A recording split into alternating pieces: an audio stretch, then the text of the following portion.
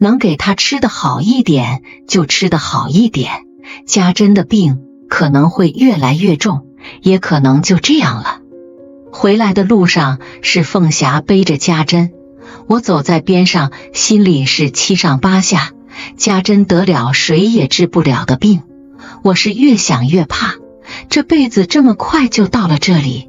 看着家珍瘦的都没肉的脸，我想她嫁给我后没过上一天好日子。家珍反倒有些高兴，她在凤霞背上说，治不了才好，哪有钱治病。快到村口时，家珍说她好些了，要下来自己走。她说别吓着有庆了，她是担心有庆看到她这副模样会害怕，做娘的心里就是想的细。她从凤霞背上下来，我们去扶她，她说自己能走，说其实也没什么病。这时村里传来了锣鼓声，队长带着一队人从村口走出来。队长看到我们后高兴地挥着手喊道，福贵，你们家立大功了。我是丈二和尚摸不着头脑，不知道立了什么大功。等他们走近了，我看到2个村里的年轻人抬着一块乱七八糟的铁，上面还翘着半个锅的形状，和几片耸出来的铁片，一块红布挂在上面。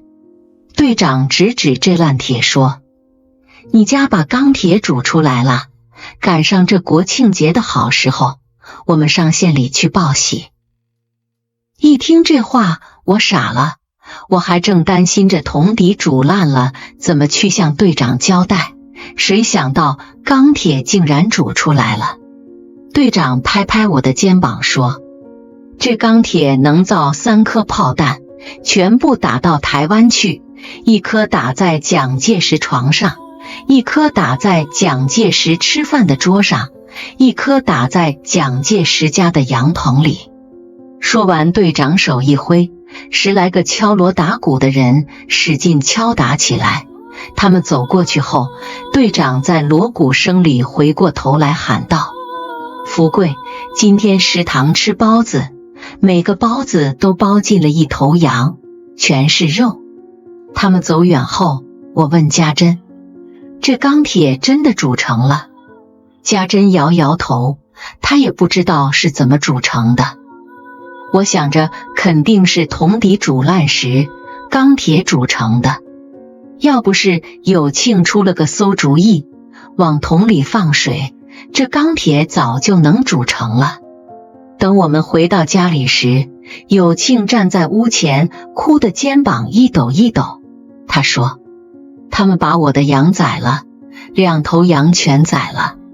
有庆伤心了好几天，这孩子每天早晨起来后，用不着跑着去学校了。我看着他在屋前游来荡去，不知道该干什么。往常这个时候，他都是提着个篮子去割草了。家珍叫他吃饭，叫一声他就进来坐到桌前，吃完饭背起书包绕到村里羊棚那里看看，然后无精打采地往城里学校去了。村里的羊全宰了吃光了，那3头牛因为要犁田才保住性命，粮食也快吃光了。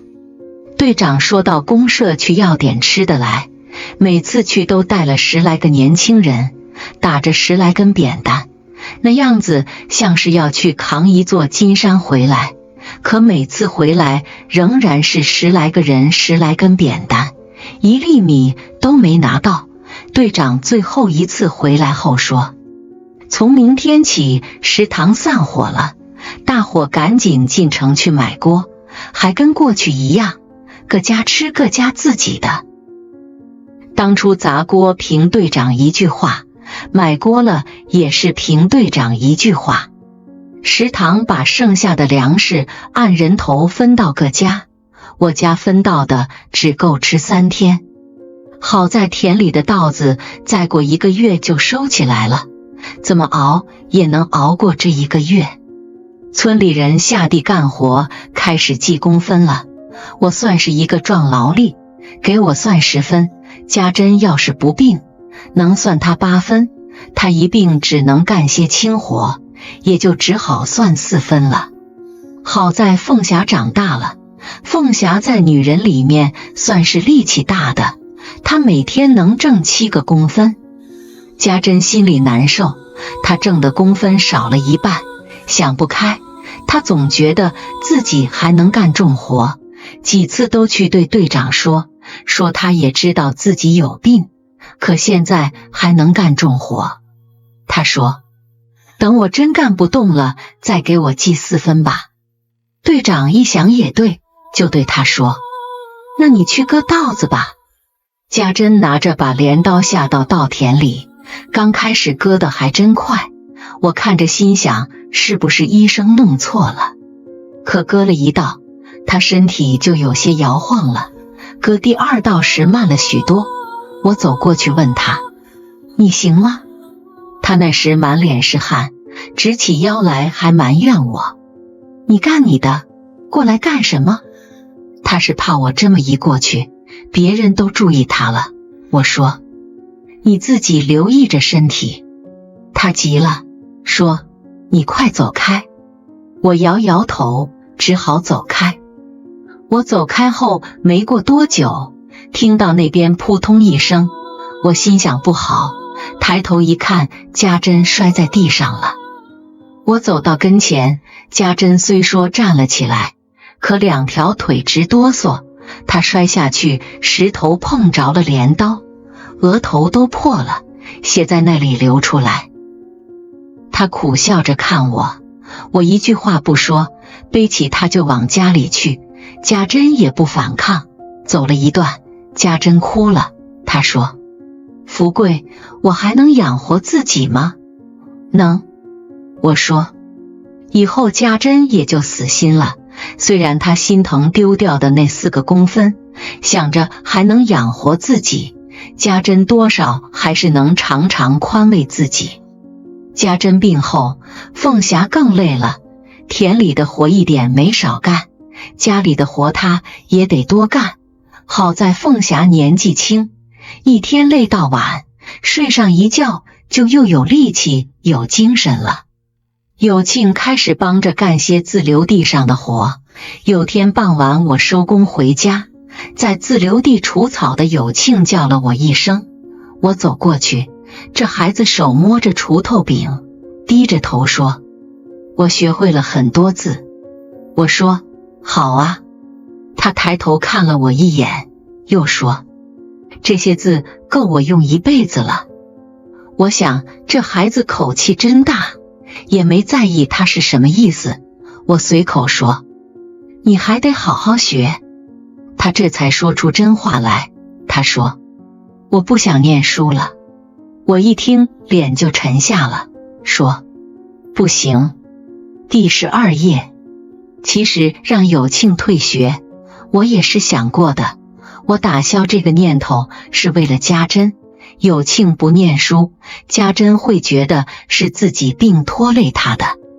我对有庆说，你不好好念书，我就宰了你。说过这话后，我有些后悔，有庆还不是为了家里才不想念书的，这孩子12岁就这么懂事了，让我又高兴又难受，想想以后再不能随便打骂他了。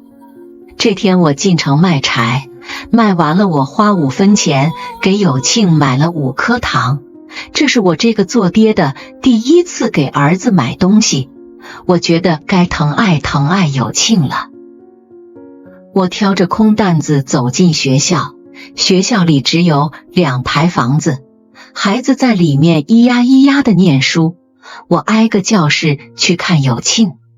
有庆在最边上的教室，一个女老师站在黑板前讲些什么，我站在一个窗口看到了有庆，一看到有庆我气就上来了，这孩子不好好念书，正用什么东西往前面一个孩子头上扔。为了他念书，凤霞都送给过别人，家珍病成这样也没让他退学，他嘻嘻哈哈跑到课堂上来玩了。当时我气得什么都顾不上了，把担子一放，冲进教室，对准有庆的脸就是一巴掌。有庆挨了一巴掌才看到我，他吓得脸都白了。我说：“你气死我了！”我大声一吼，有庆的身体就哆嗦一下。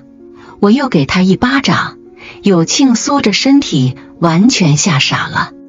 这时那个女老师走过来，气冲冲问我：“你是什么人？这是学校，不是乡下。”我说：“我是他爹。”我正在气头上，嗓门很大。那个女老师火也跟着上来，她尖着嗓子说：“你出去，你哪像是爹？我看你像法西斯，像国民党。法西斯我不知道，国民党我就知道了。”我知道他是在骂我，难怪有庆不好好念书，他摊上了一个骂人的老师。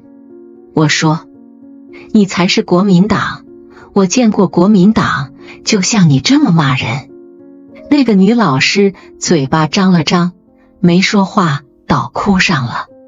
旁边教室的老师过来把我拉了出去，他们在外面将我围住，几张嘴同时对我说话，我是一句都没听清。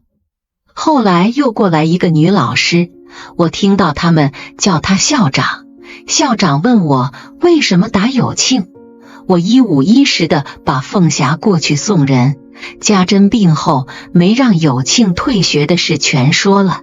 那位女校长听后对别的老师说：“让他回去吧。”我挑着担书走时，看到所有教室的窗口都挤满了小脑袋，在看我的热闹。这下我可把自己儿子得罪了。有庆最伤心的不是我揍他，是当着那么多老师和同学出丑。我回到家里，气还没消，把这事跟家珍说。家珍听完后埋怨我，她说：“你这样让有庆在学校里怎么做人？”我听后想了想，觉得自己确实有些过分，丢了自己的脸不说，还丢了我儿子的脸。这天中午，有庆放学回家，我叫了他一声，他理都不理我，放下书包就往外走。家珍叫了他一声，他就站住了。家珍让他走过去。有庆走到他娘身边，脖子就一抽一抽了，哭的那个伤心啊。后来的1个多月里，有庆死活不理我，我让他干什么他马上干什么，就是不和我说话。这孩子也不做错事，让我发脾气都找不到地方。想想也是自己过分，我儿子的心叫我给伤透了。好在有庆还小，又过了一阵子，他在屋里进出，脖子没那么直了。虽然我和他说话，他还是没搭理，脸上的模样我还是看得出来的，他不那么记仇了，有时还偷偷看我。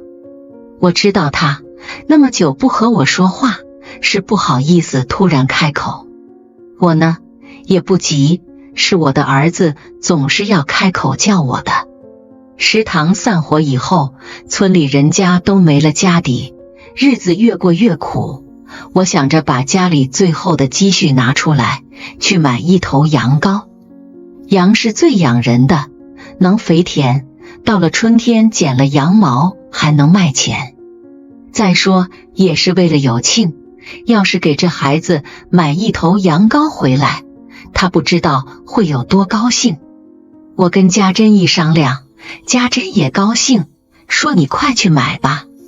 当天下午，我将钱揣在怀里就进城去了。我在城西广福桥那边买了1头小羊，回来时路过有庆他们的学校，我本想进去让有庆高兴高兴，再一想还是别进去了，上次在学校出丑，让我儿子丢脸。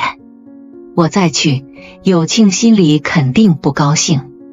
等我牵着小羊出了城，走到都快能看到自己家的地方，后面有人噼噼啪啪地跑来，我还没回头去看是谁，有庆就在后面叫上了：爹，爹，爱的徒劳。我站住脚，看着有庆满脸通红的跑来。这孩子一看到我牵着羊，早就忘了他不和我说话这事。他跑到跟前喘着气说：爹，这羊是给我买的。我笑着点点头，把绳子递给他说：拿着。有庆接过绳子，把小羊抱起来走了几步，又放下小羊，捏住羊的后腿，蹲下去看看，看完后说：爹，是母羊。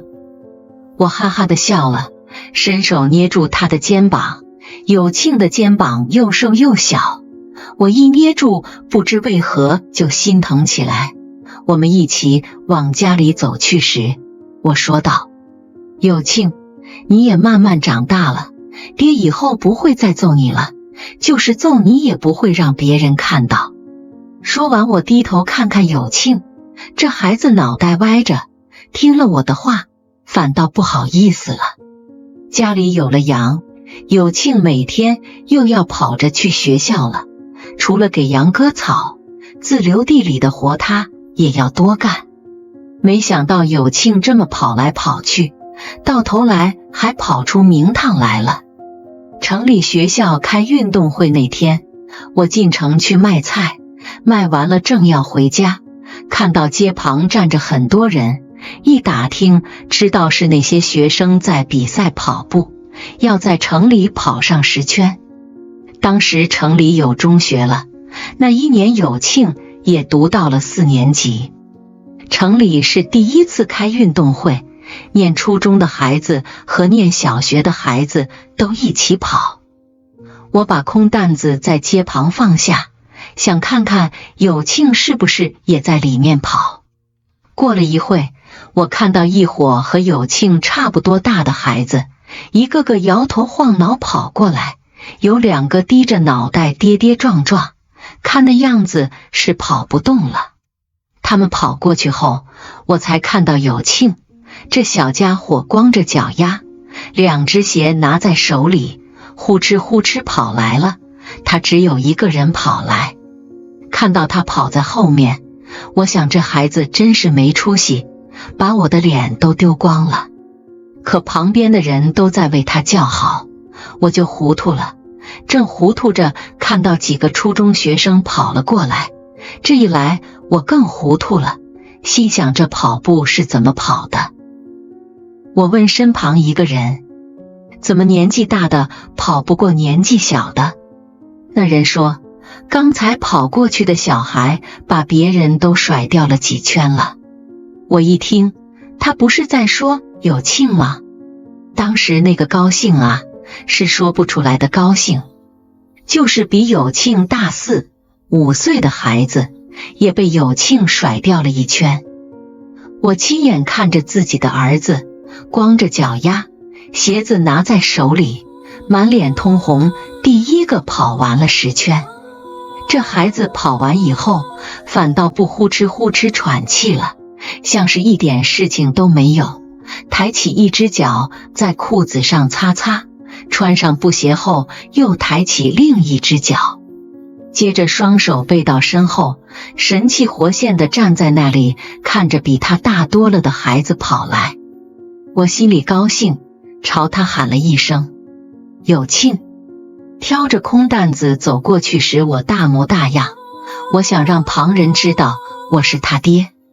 有庆一看到我，马上不自在了，赶紧把背在身后的手拿到前面来。我拍拍他的脑袋，大声说，好儿子啊，你给爹争气了。有庆听到我嗓门这么大，急忙四处看看，他是不愿意让同学看到我。这时有个大胖子叫他徐有庆，有庆一转身就往那里去，这孩子对我就是不亲。他走了几步，又回过头来说，是老师叫我。我知道他是怕我回家后找他算账，就对他挥挥手，去吧去吧。那个大胖子手特别大，他按住有庆的脑袋，我就看不到儿子的头，儿子的肩膀上像是长出了一只手掌。他们两个人亲亲热热地走到一家小店前，我看着大胖子给有庆买了一把糖，有庆双手捧着放进口袋，一只手就再没从口袋里出来。走回来时，有庆脸都涨红了，那是高兴的。那天晚上我问他那个大胖子是谁，他说是体育老师。我说了他一句，他倒是像你爹。有庆把大胖子给他的糖全放在床上，先是分出了3堆，看了又看后，从另2堆里各拿出2颗放进自己这一堆，又看了一会，再从自己这堆拿出2颗放到另2堆里。我知道他要把一堆给凤霞，一堆给家珍，自己留着一堆，就是没有我的。谁知他又把3堆糖弄到一起，分出了4堆，他就这么分来分去，到最后还是只有3堆。过了几天，有庆把体育老师带到家里来了，大胖子把有庆夸了又夸，说他长大了能当个运动员，出去和外国人比赛跑步。有庆坐在门槛上，兴奋的脸上都出汗了。当着体育老师的面，我不好说什么。他走后，我就把有庆叫过来，有庆还以为我会夸他，看着我的眼睛都亮闪闪的。我对他说，你给我给你娘你姐姐争了口气，我很高兴。可我从没听说过跑步也能挣饭吃，送你去学校是要你好念书，不是让你去学跑步，跑步还用学，鸡都会跑。有庆脑袋马上就垂下了，他走到墙角，拿起篮子和镰刀。我问他，记住我的话了吗？他走到门口，背对着我点点头，就走了出去。那一年稻子还没黄的时候，稻穗轻轻的刚长出来，就下起了没完没了的雨，下了差不多有1个来月，中间虽说天气晴朗过，没出2天又阴了，又下上了雨。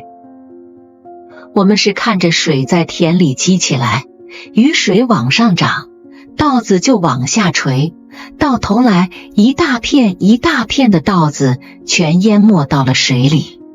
村里上了年纪的人都哭了，都说往后的日子怎么过呀？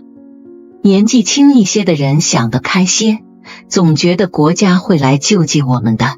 他们说，愁什么呀，天无绝人之路，队长去县里要粮食了。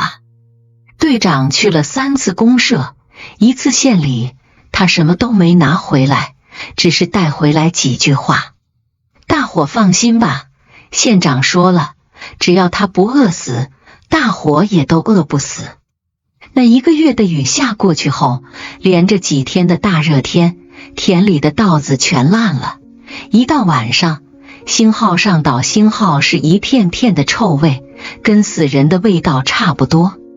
原先大伙还指望着稻草能派上用场，这么一来，稻子没收起，稻草也全烂光了，什么都没了。队长说起来县里会给粮食的，可谁也没见到有粮食来，嘴上说的是让人不敢全信，不信又不敢，要不这日子过下去，谁也没信心了。大伙都数着米下锅，积蓄下来的粮食都不多，谁家也不敢煮米饭，都是熬粥喝，就是粥也是越来越薄。那么过了2个月，也就坐吃山空了。我和家珍商量着把羊牵到城里卖了，换些米回来。我们琢磨着这羊能换回来100来斤大米，这样就可以熬到下一季稻子收割的时候。家里人都有1-2个月没怎么吃饱了，那头羊还是肥肥的，每天在羊棚里中咩咩叫时声音又大又响，全是有庆的功劳。这孩子吃不饱，整天叫着头晕，可从没给羊少割过一次草。他心疼那头羊，就跟家珍心疼他一样。我和家珍商量以后，就把这话对有庆说了。那时候有庆刚把一篮草倒到羊棚里，羊沙沙地吃着草，那声响像是在下雨。他提着空篮子站在一旁，笑嘻嘻地看着羊吃草。我走进去他都不知道，我把手放在他肩上，这孩子才扭头看了看我，说他饿坏了。我说有庆，爹有事要跟你说。有庆答应一声，把身体转过来。我继续说，家里粮食吃的差不多了，我和你娘商量着把羊卖掉，换些米回来，要不一家人都得挨饿了。有庆低着脑袋一声不吭，这孩子心里是舍不得这头羊。我拍拍他的肩说，等日子好过一些了，我再去买头羊回来。有庆点点头，有庆是长大了，他比过去懂事多了。要是早上几年，他准得又哭又闹。我们从羊棚里走出来时，有庆拉了拉我的衣服，可怜巴巴地说，爹，你别把它卖给宰羊的好吗？我心想，这年月谁家还会养着一头羊，不卖给宰羊的，去卖给谁呢？看着有庆那副样子，我也只好点点头。第二天上午，我将米袋搭在肩上，从羊棚里把羊牵出来，刚走到村口，听到家珍在后面叫我，回过头去看到家珍和有庆走来。家珍说，有庆也要去。我说，礼拜天学校没课，有庆去干什么？家珍说，你就让他去吧。我知道有庆是想和羊多待一会，他怕我不答应，让他娘来说。我心想，他要去就让他去吧，就向他招了招手。有庆跑上来接过我手里的绳子，低着脑袋跟着我走去。这孩子一路上什么话都不说，倒是那头羊咩咩叫唤个不停。有庆牵着他走，他时时脑袋伸过去撞一下有庆的屁股。羊也是通人性的，他知道是有庆每天去喂他草吃，他和有庆亲热。他越是亲热，有庆心里越是难受，咬着嘴唇都要哭出来了。看着有庆低着脑袋一个劲地往前走，我心里怪不是滋味的，就找话宽慰他。我说，把它卖掉总比宰掉它好。羊啊，是牲畜，生来就是这个命。走到了城里，快到一个拐弯的地方时，有庆站住了脚，看看那头羊说，爹，我在这里等你。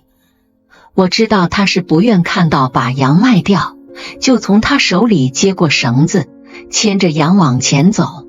走了没几步，有庆在后面喊，爹，你答应过的。我回头问，我答应什么？有庆有些急了，他说，你答应不卖给宰羊的。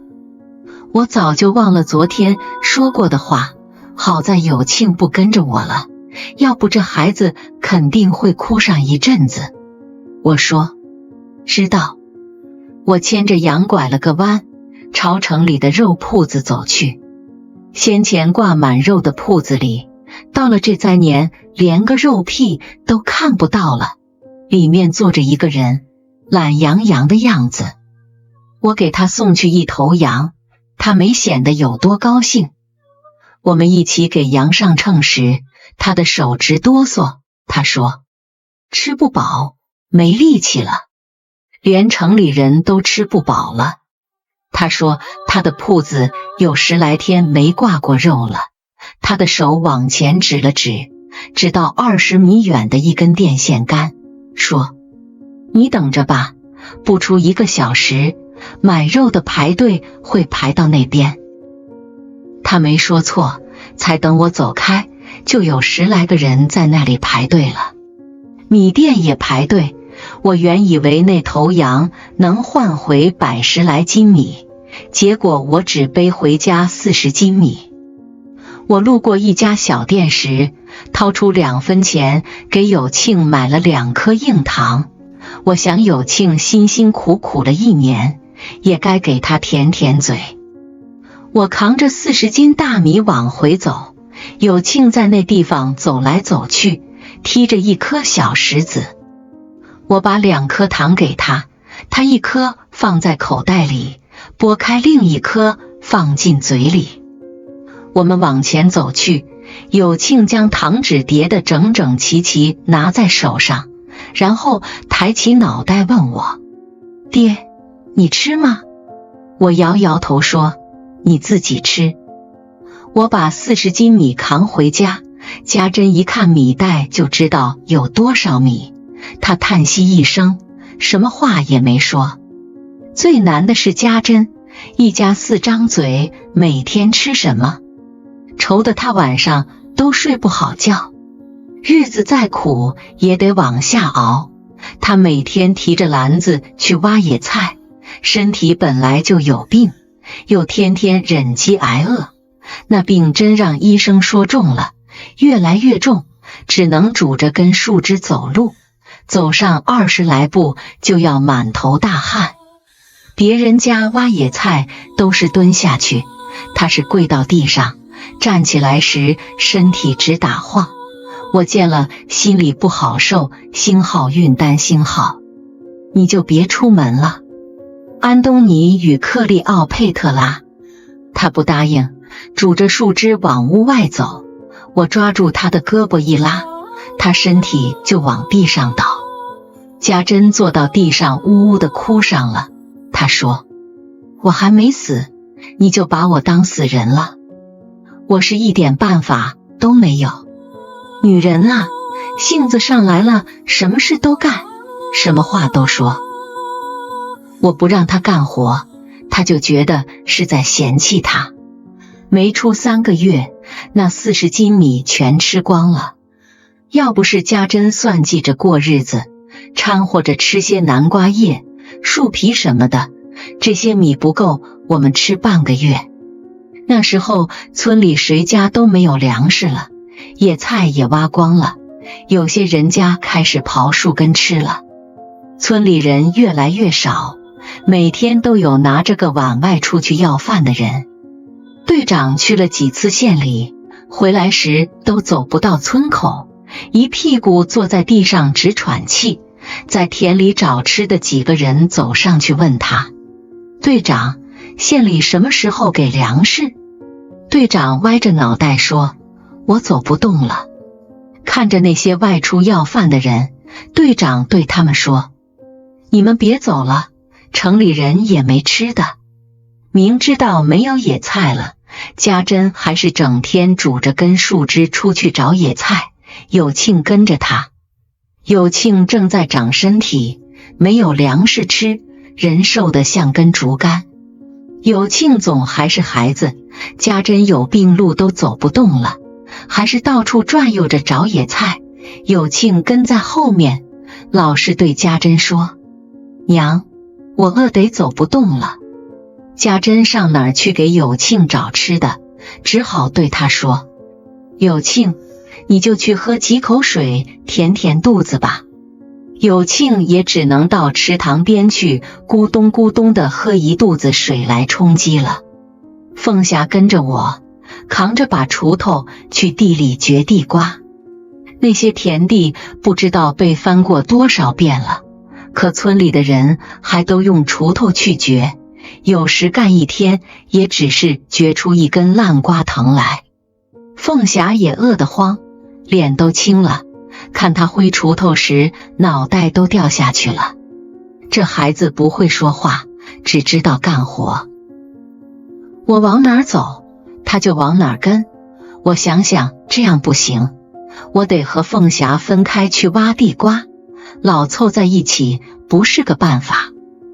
我就打着手势让凤霞到另一块地里去，谁知道凤霞一和我分开就出事了。凤霞和村里王四在一块地里挖地瓜，王四那人其实也不坏，我被抓了壮丁去打仗那阵子，王四和他爹还常帮家珍干些重活。人一饿就什么缺德事都干得出来，明明是凤霞挖到一个地瓜，王四欺负凤霞不会说话，趁凤霞用衣角擦上面的泥时，一把抢了过去。凤霞平常老实得很，到那时她可不干了，扑上去要把地瓜抢回来。王四哇哇一叫，旁边地里的人见了都看到是凤霞在抢。王四对着我喊：福贵，做人得讲良心啊，再饿也不能抢别人家的东西。我看到凤霞正使劲掰他捏住地瓜的手指，赶紧走过去拉开凤霞。凤霞急得眼泪都出来了，她打着手势告诉我是王四抢了她的地瓜。村里别的人也看明白了，就问王四：是你抢他的，还是他抢你的？王四做出一副委屈的样子，说：你们都看到的，明明是他在抢。我说：凤霞不是那种人，村里人都知道。王四，这地瓜真是你的，你就拿走，要不是你的，你吃了也会肚子疼。王四用手指指凤霞，说道：你让他自己说是谁的。他明知道凤霞不会说话，还这么说，气得我身体都哆嗦了。凤霞站在一旁，嘴巴一张一张没有声音，倒是泪水刷刷地流着。我向王四挥挥手说：你要是不怕雷公打你，就拿去吧。王四做了亏心事也不脸红，他直着脖子说：是我的，我当然要拿走。说着他转身就走，谁也没想到凤霞挥起锄头就朝他砸去，要不是有人惊叫一声让王四躲开的话，可就出人命了。王四看到凤霞砸他，伸手就打了凤霞一巴掌。凤霞哪有他有力气，一巴掌就把凤霞打到地上去了。那声音响的就跟人跳进池塘似的，一巴掌全打在我心上。我冲上去对准王四的脑袋就是一拳，王四的脑袋直摇晃，我的手都打疼了。王四回过神来，操起一把锄头朝我劈过来，我跳开后也挥起一把锄头。要不是村里人拦住我们，总得有一条命完蛋了。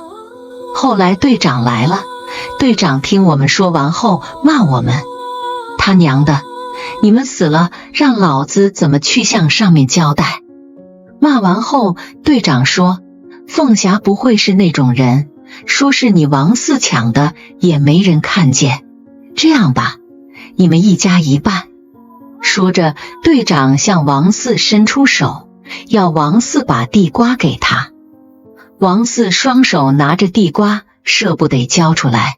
队长说：拿来呀。王四没办法，哭丧着脸把地瓜给了队长。队长向旁人要过来一把镰刀，将地瓜放在田埂上，咔嚓一声将地瓜切成两半。队长的手偏了，一半很大，另一半很小。我说：队长，这怎么分呢？队长说：这还不容易。又是咔嚓一声将大的切下来一块，放进自己口袋，算是他的了。他拿起剩下的2块地瓜给我和王四，说：差不多大小了吧？其实1块地瓜也填不饱一家人的肚子，当初心里想的和现在不一样，在当初那可是救命稻草。家里断粮都有1个月了，田里能吃的也都吃得差不多了，那年月拿命去换一碗饭回来也都有人干。和王四争地瓜的第二天，家珍拄着根树枝走出了村口，我在田里见了，问他去哪星号担星号。我进城去看看爹。做女儿的想去看爹，我想拦也不能拦，看着他走路都费劲的模样，我说让凤霞也去，路上能照应你。家珍听了这话，头也不回地说不要凤霞去。那些日子他脾气动不动就上来，我不再说什么，看着他慢慢吞吞往城里走。他瘦的身上都没肉了，原先绷起的衣服变得松松垮垮，在风里荡来荡去。我不知道家珍进城是去要吃的，他去了一天，快到傍晚时才回来。回来时都走不动路了，是凤霞先看到他，凤霞拉了拉我的衣服，我转过身去，才看到家珍站在那条路上，身体撑在拐杖上向我们招手。他抬起胳膊时，脑袋像是要从肩膀上掉下去了。我赶紧跑过去，等我跑近了，他身体一软跪在了地上，双手撑着拐杖，声音很轻地叫福贵，你来，你来。我伸手去扶他起来，他抓住我的手往胸口拉，喘着气说你摸摸。我的手伸进他胸口一摸，人就怔住了。我摸到了一小袋米，我说是米。家珍哭了，她说是爹给我的。那时候的一袋米可就是山珍海味了，一家人有1-2个月没尝过米的味道了，那种高兴劲啊，实在是说不出来。我让凤霞扶着家珍赶紧回家，自己去找有庆。有庆那时正在池塘旁躺着，他刚喝饱了池水，我叫他有庆，有庆。这孩子脖子歪了歪，有气无力地答应了一声。我低声对他说快回家去喝粥。有庆一听有粥喝，不知哪来的力气，一下子坐了起来，叫道喝粥。我吓了一跳，急忙说轻点，可不能让别人家知道家珍是把米藏在胸口衣服里带回来的。等一家人回到了家里，我关上门，插上木销，家珍这才从胸口拿出那一小袋米，往锅里倒了半袋，加上水后，凤霞就生火熬粥了。我让有庆站在门后，从缝里看着有没有村里人走来。水一开，米香就飘满了屋子。有庆在门后站不住了，跑到锅前凑上去，鼻子闻了又闻，说好香啊。我把他拉开，说去门后看着。这孩子猛吸了2口热气，才回到门后。家珍笑起来，说道总算能让你们吃上一顿好的了。说着，家珍掉出了眼泪。她说这米是从我爹牙缝里挤出来的。这时外面有人走来，走到门口叫福贵。我们吓得气都不敢出了。有庆站在那里弓着腰一动不动，只有凤霞笑嘻嘻地往灶里添柴，他听不到。我拍拍他，让他手脚轻一点。听着屋里没有声音，外面那人很不高兴地说烟囱呼呼地冒烟，里面没人答应。过了一会，那人像是走开了，有庆又在门后往外望了一阵，才悄悄地告诉我们走了。我和家珍总算舒了一口气。粥熬成后，我们一家4口人坐在桌前，喝起了热腾腾的米粥。这辈子我再没像那次吃的那么香了，那味道让我想起来就要流口水。有庆喝得急，第一个喝完，张着嘴大口大口的吸气。他嘴嫩，烫出了很多小泡，后来疼了好几天。等我们吃完后，队长他们来了，村里人也都有1-2个月没吃上米了。我们关上门，烟囱往外呼呼地冒烟，他们全看到了。刚才有人来叫门，我们没答应。他回去一说，来了一伙人，队长走在前头。他们猜到我们有好吃的，都想来吃一口。队长一进屋，鼻子就一抖一抖了，问：煮什么吃啦？这么香？我嘿嘿笑着没说话。我不说话，队长也不好再问。家珍招呼着他们坐下，有几个人不老实，又去接锅又掀褥子。好在家珍将剩下的米藏在胸口了，也不怕他们乱翻。队长看不下去了，他说：你们干什么？这是在别人家里。出去，出去，他娘的都出去。队长把他们赶走后，起身关上门，也不先和我们套近乎，一下子就把脸凑过来说：福贵，家珍，有好吃的分我一口。我看看家珍，家珍看看我。平日里队长对我们不错，眼下他求上我们了，总不能不答应。家珍伸手从胸口拿出那个小袋子，抓了一小把给队长，说：队长，就这么多了，你拿回去熬一锅米汤吧。队长连声说够了，够了。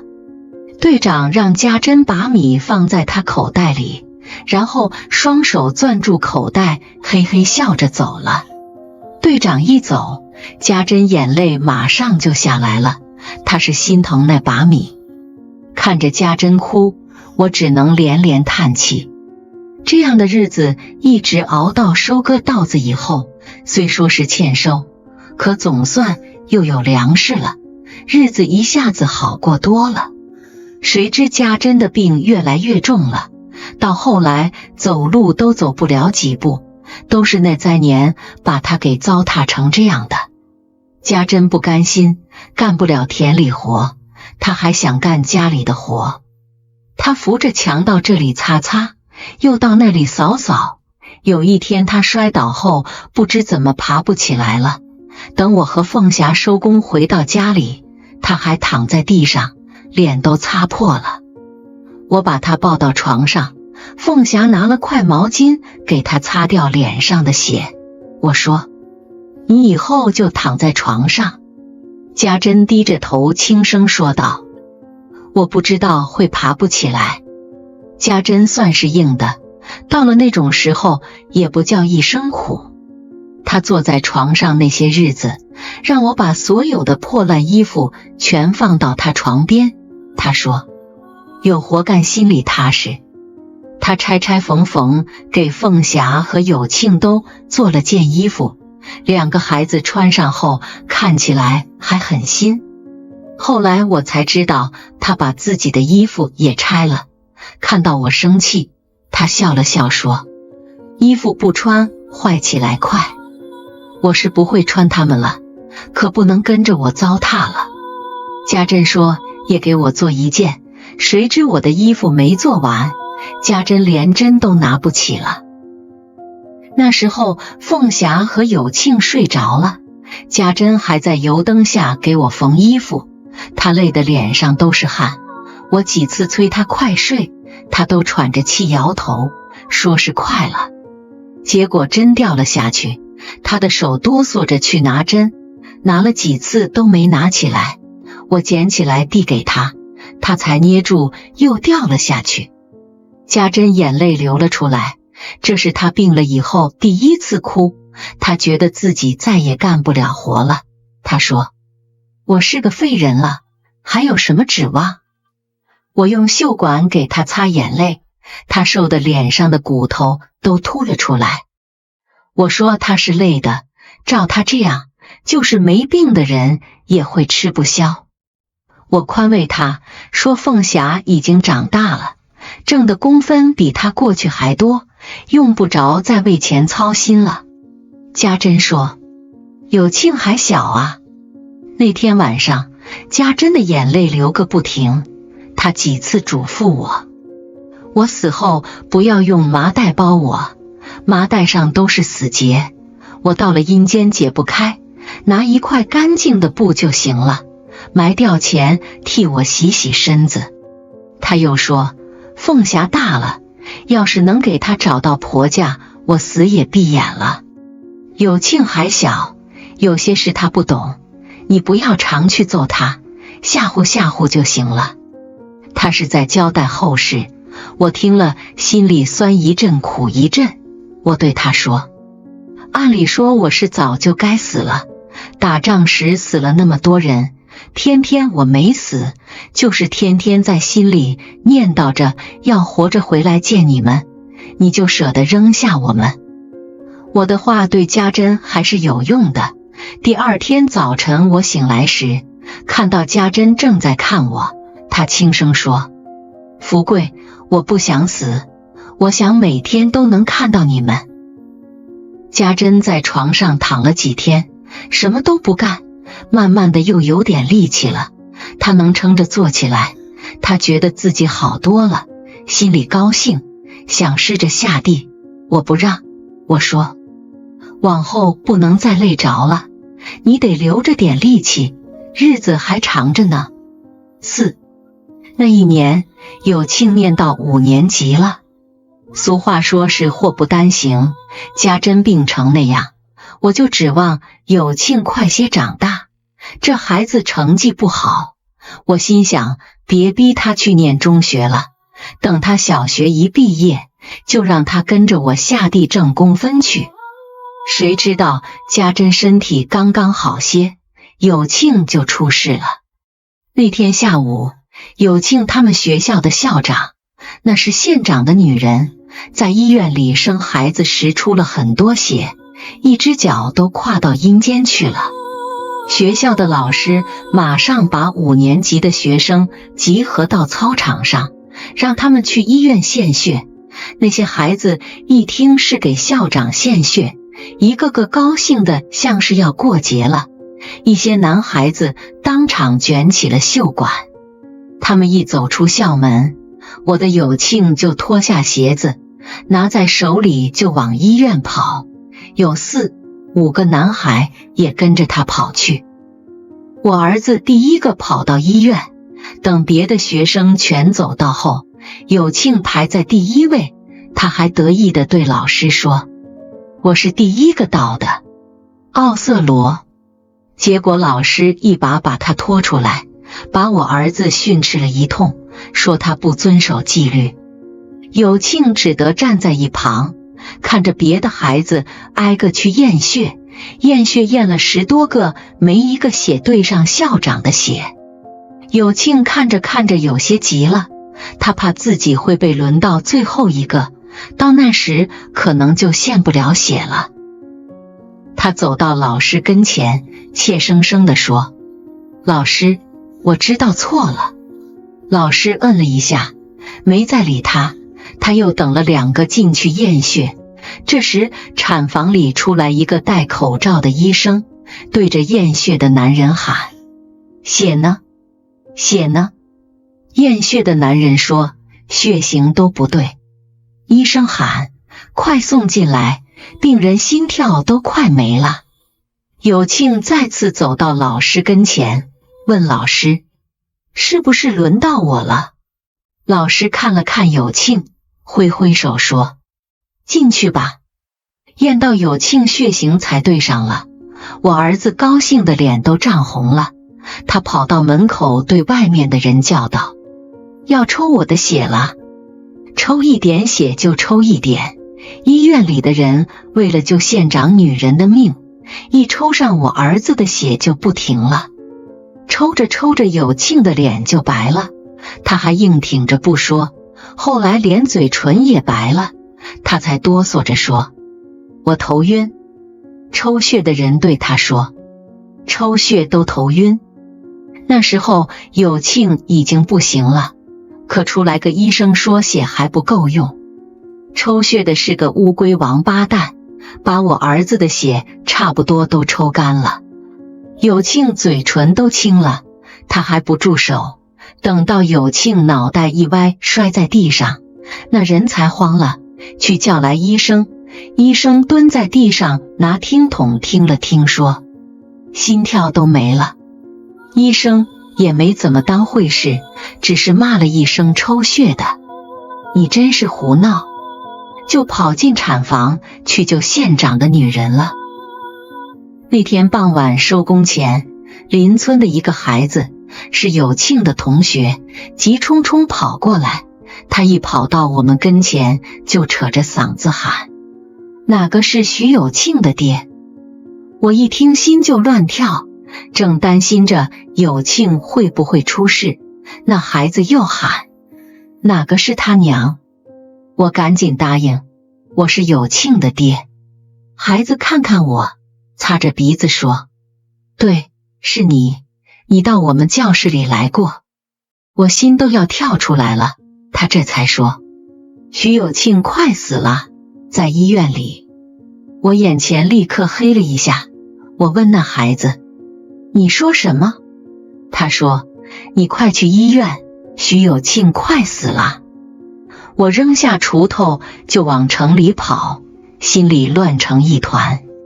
想想中午上学时有庆还好好的，现在说他快要死了，我脑袋里嗡嗡乱叫着，跑到城里医院，见到第一个医生，我就拦住他，问他，我儿子呢？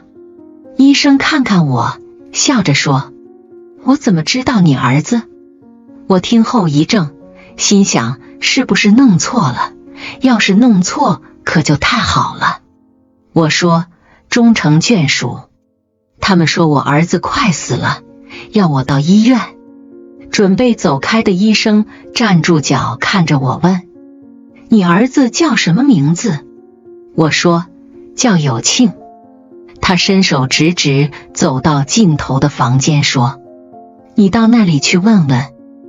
我跑到那间屋子，一个医生坐在里面正写些什么，我心里咚咚跳着走过去问，医生，我儿子还活着吗？医生抬起头来看了我很久，才问，你是说徐有庆？我急忙点点头。医生又问，你有几个儿子？我的腿马上就软了，站在那里哆嗦起来。我说，我只有一个儿子，求你行行好，救活他吧。医生点点头，表示知道了，可他又说，你为什么只生一个儿子？这叫我怎么回答呢？我急了，问他，我儿子还活着吗？他摇摇头说，死了。我一下子就看不见医生了，脑袋里黑乎乎一片，只有眼泪哗哗地掉出来。半晌我才问医生，我儿子在哪里？有庆一个人躺在一间小屋子里，那张床是用砖头搭成的。我进去时天还没黑，看到有庆的小身体躺在上面，又瘦又小，身上穿的是家珍最后给他做的衣服。我儿子闭着眼睛，嘴巴也闭得很紧。我有庆叫了好几声，有庆一动不动，我就知道他真死了，一把抱住了儿子，有庆的身体都硬了。中午上学时他还活生生的，到了晚上他就硬了。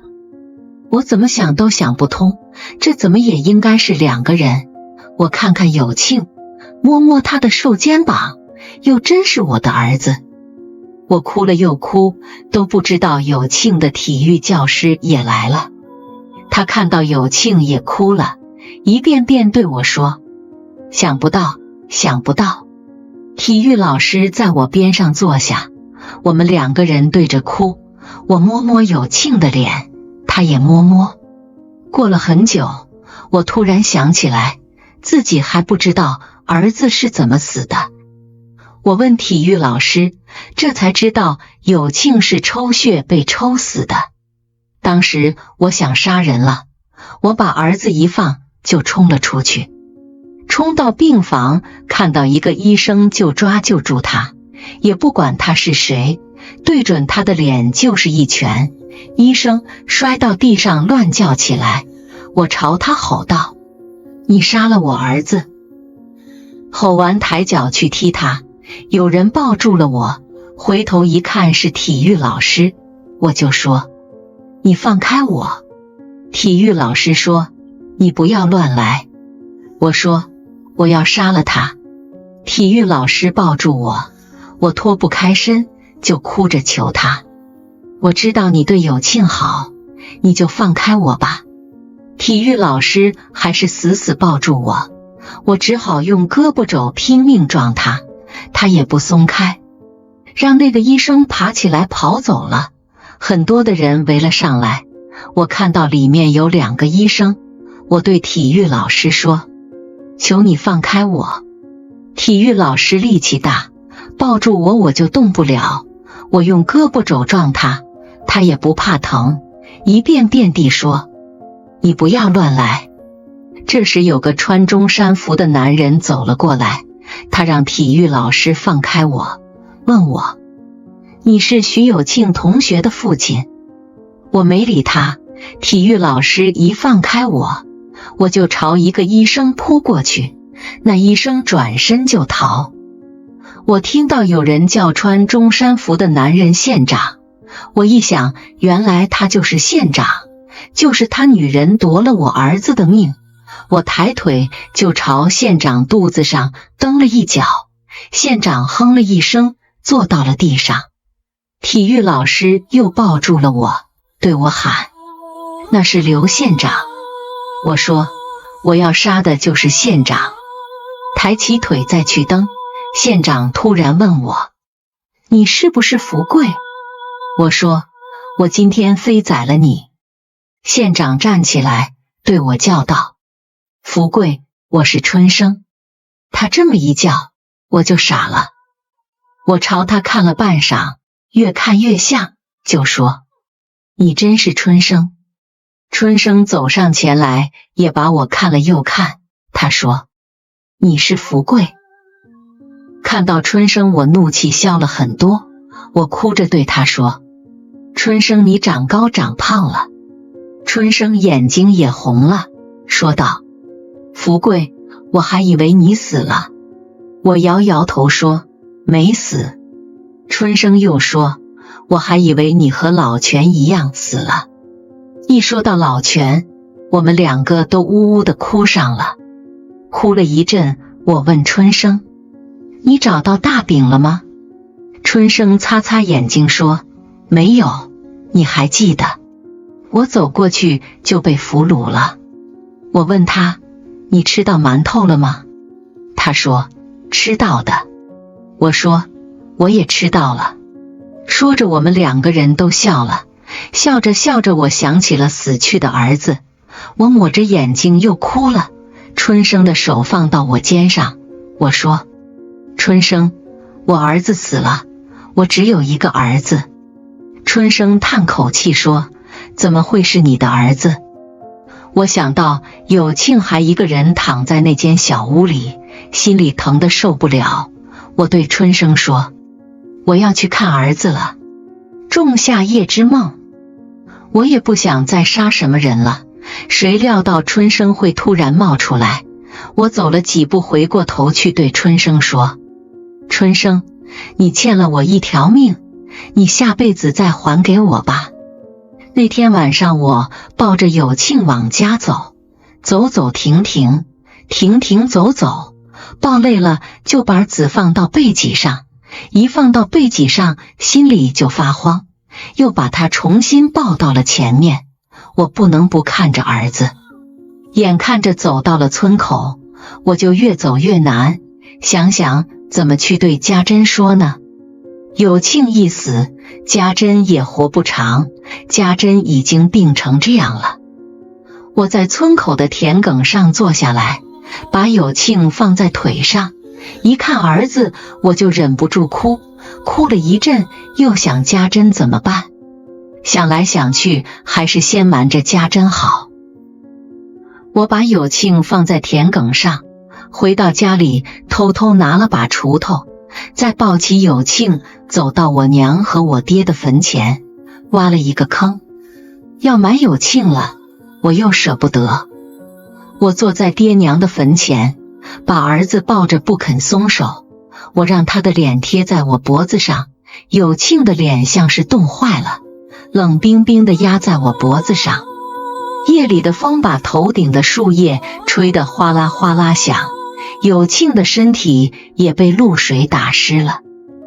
我一遍遍想着他中午上学时跑去的情形，书包在他背后一甩一甩的。想到有庆再不会说话，再不会拿着鞋子跑去，我心里是一阵阵酸疼，疼得我都哭不出来。我那么坐着，眼看着天要亮了，不埋不行了，我就脱下衣服，把袖管撕下来蒙住他的眼睛，用衣服把他包上，放到了坑里。我对爹娘的坟说，有庆要来了，你们待他好一点，他活着时我对他不好，你们就替我多疼疼他。有庆躺在坑里，越看越小，不像是活了13年，倒像是家珍才把他生出来。我用手把土盖上去，把小石子都捡出来，我怕石子硌得他身体疼。埋掉了有庆，天蒙蒙亮了，我慢慢往家里走，走几步就要回头看看，走到家门口，一想到再也看不到儿子，忍不住哭出了声音，又怕家珍听到，就捂住嘴巴蹲下来，